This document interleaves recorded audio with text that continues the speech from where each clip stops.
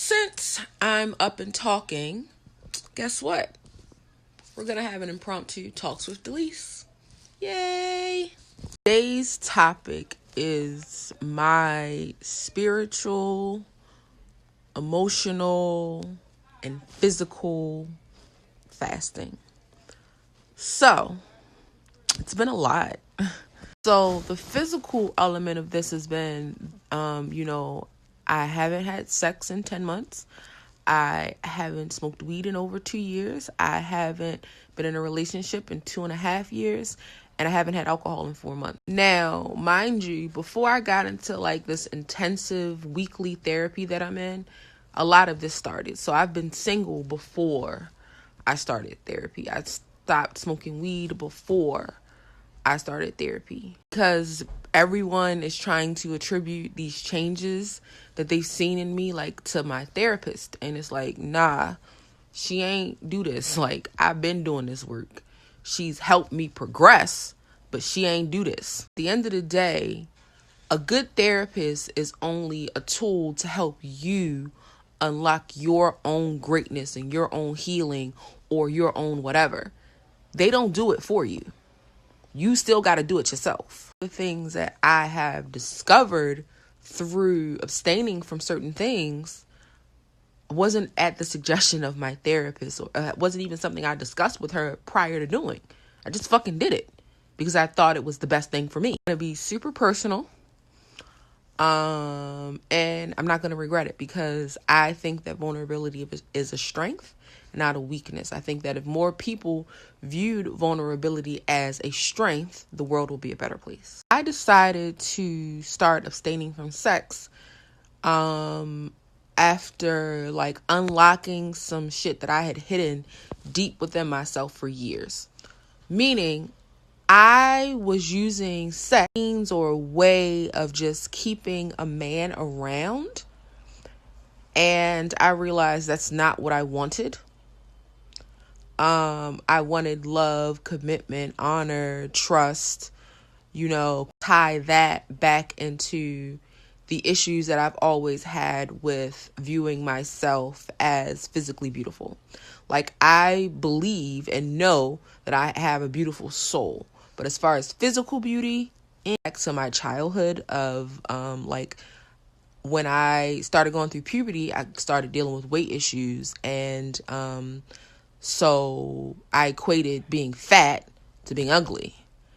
And also being called and told that I was ugly for it's like a period of about 4 years, from about 11 to about 15, that I was like ugly or something was wrong with me by my cousin. I started going through puberty at age 11. So that's kind of when this all started. And I never got a chance to build a positive image of me for me before that, because I was like almost a C cup when I was entering the 6th grade. But yeah, so through unlocking that, I realized the memories and thoughts and the way that I felt. I realized that I never really would give a man a chance to get to know who the fuck I was, or make him work for it, because I felt like I wasn't worth that for really long. Of why I had to cut off everyone that knew the former version of Delise, because Delise 2.5, because not even 2.0, 2.5 won't accept the bullshit that the former Delise. I mean, any man that I dealt with, because like most of them were like, well, you acting different, you doing this, you doing that. Nah, I just want more for myself, and that's okay. And if you don't want to give me that, cool. But that was so much of that, like, men would guilt me for asking for more. Like, all right, I get that you want to fuck me, but what else? Like, why you asking for so much? If I take the sexual element completely out of it, let's see what would happen. I've tried to date. Dating has not really been successful. Meets Delise 2.5 and versions to come. will have to understand that like commitment and consistency, love, respect has to come prior to sex. This has, helped me understand that, I don't have to believe the negative self-talk that I was taught by people that didn't understand how their words would. My own healing has helped me to understand that I can't be upset with someone else who is hurting and hasn't unlocked the tools that they need to get to their place of their healing. What happens is when we are healing ourselves, we expect everyone else around us to heal. And that's not the way it works. You can't heal everyone else. You can only heal you. So you only can be concerned with your own. My therapist has taught me this, and she's very right. The biggest problem that people have is setting expectations for people. And you should go into all situations with no expectations. And if something bad happens, and if something good happens, you also deal with that accordingly. But you set an even tone for yourself by not expecting anything either way.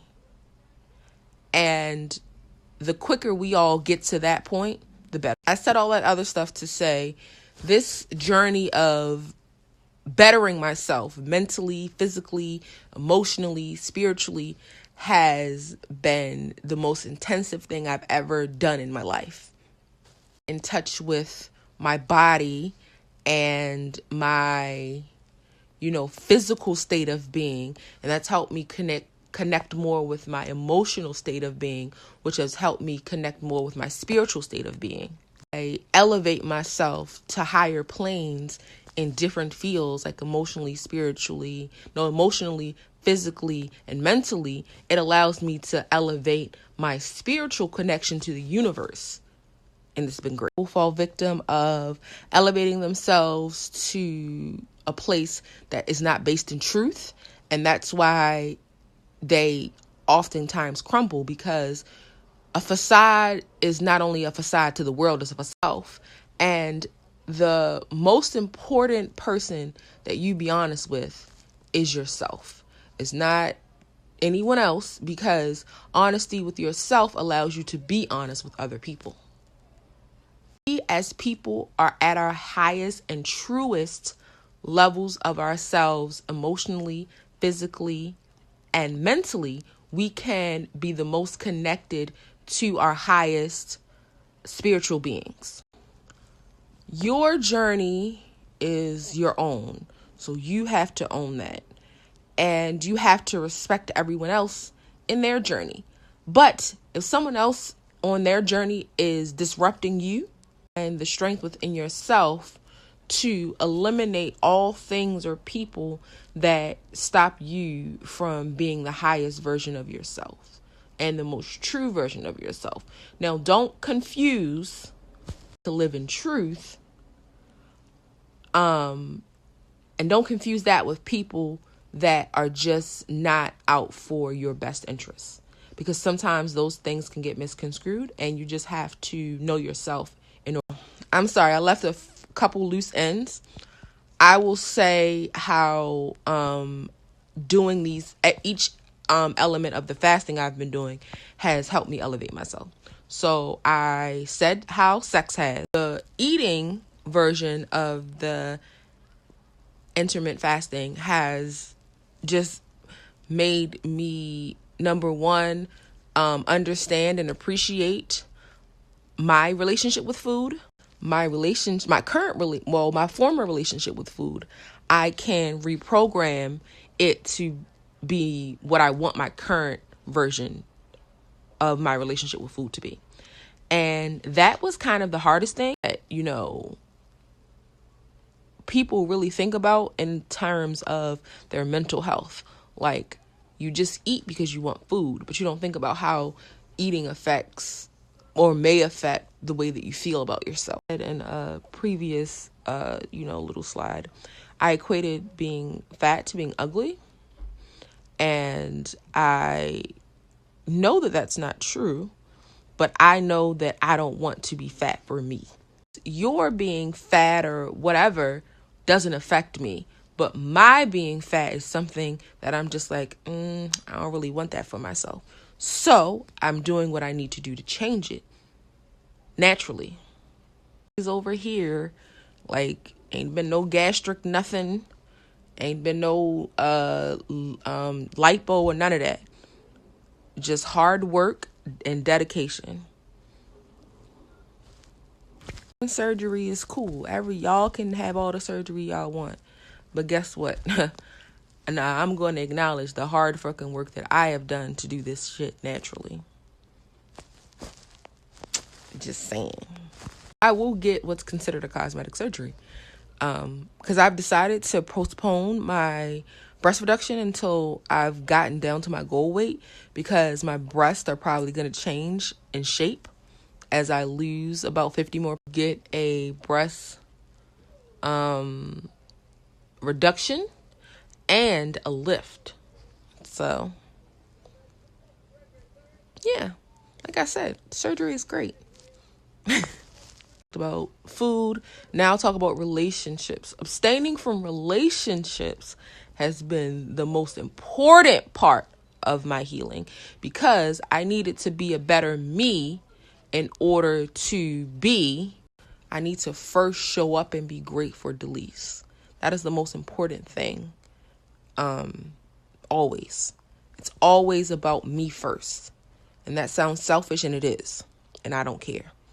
Me first. I know that the world will try to demean you or punish you or say being selfish is a bad thing. No, because sometimes being selfless is to your own detriment. So be selfish. Do what the fuck you for you, as long as it does not harm anyone else. So don't be out here being detrimental to other people while you so-and-so being all about you. Nah, that shit ain't cool either. But do what you got to do for you. Like, I can't be in a relationship because I was like, how am I expecting this man to be great for me and I can't even be great for me? Bitch, let's step the fuck back and let's figure your shit out first. Finally in a place of maybe like seriously dating, because I haven't seriously dated in 2.5 years. So seriously dating might actually be something that I'm interested in. It's because I am no longer afraid to say no or ask for exactly what I want.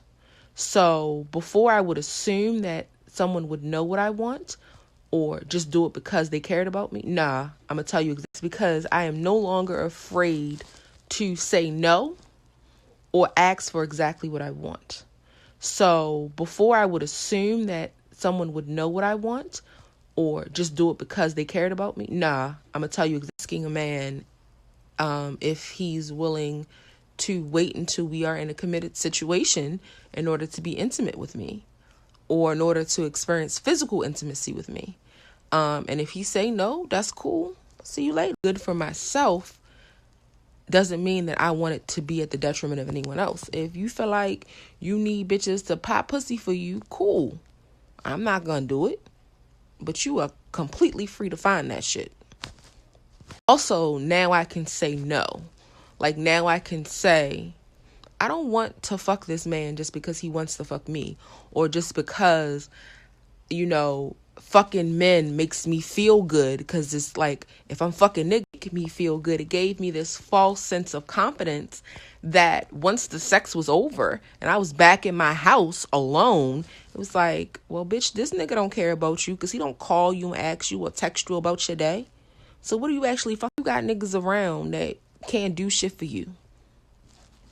And I'm not even talking about financially. I'm talking about mentally, spiritually, emotionally. Like, what can you do for me? Nothing? All right, cool. Bye. Looking for no nigga to financially support me. Nah. I work very hard and I am intelligent, so I'm always figure that money shit out. But yeah, like I'm approaching my thinking with relationships differently because I am no longer allowing myself to be in situations that I don't actually want to be in. I've had to spend a lot more time alone. But this time alone has been quality because I've really got to work on myself.